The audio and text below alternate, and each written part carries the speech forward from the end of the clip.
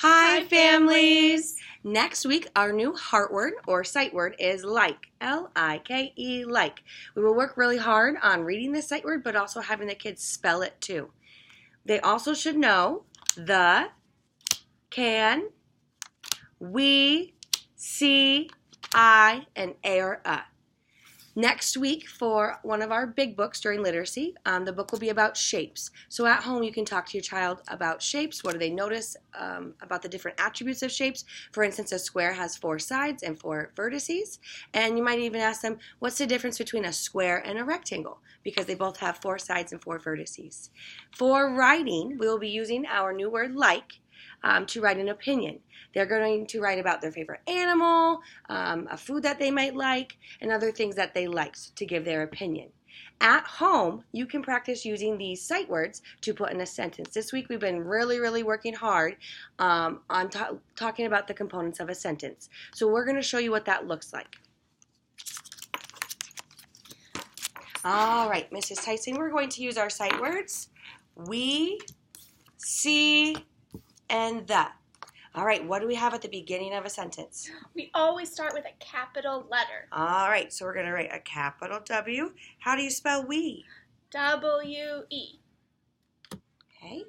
The next sight word we're going to write is see. What do we need before we write see? Finger space. All right, can you put your finger there? All right, and how do you spell see? S-E-E. All right, the next sight word we are going to use is the. What do we need before we write the? We see, finger space and then the. And how do you spell the? T-H-E spells the. All right, Mrs. Tyson, I want you to read this, and I want you to think about something you see in the classroom. We see the boy. All right, let's stretch out and say all the sounds for boy. You ready? Boy. Boy. Boy. Oh, that's a B. Oi.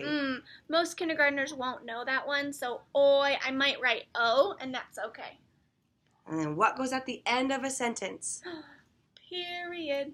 All right, Mrs. Tyson, can you read this sentence? We see the boy. Nice job. At home for your child writing, it might help if you put lines under the words so that they know how many words to write. So if they wanted to write the sentence before, you could say, we see the boy, and it just gives them some boundaries to write. That's a strategy you can use at home. For math next week, we're going to be talking about positional words, such as above, below, next to, behind.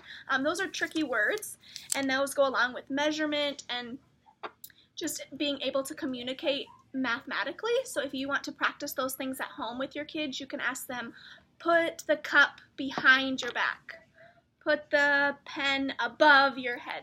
Just little things like that will really help. We're also going to be talking about representations of numbers 5 through 10. So different ways to show numbers. That's really helpful as well.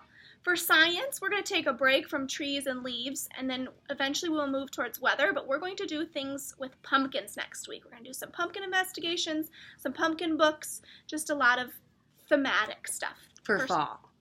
I will be sending out a link for the pumpkins. If you would like to donate pumpkins for the class, we are in need of 2 pumpkins, and then we are going to try some pumpkin seeds at the end of next week. So we are looking for some pumpkins and some pumpkin seeds. Have a good weekend. Have a good weekend. Bye.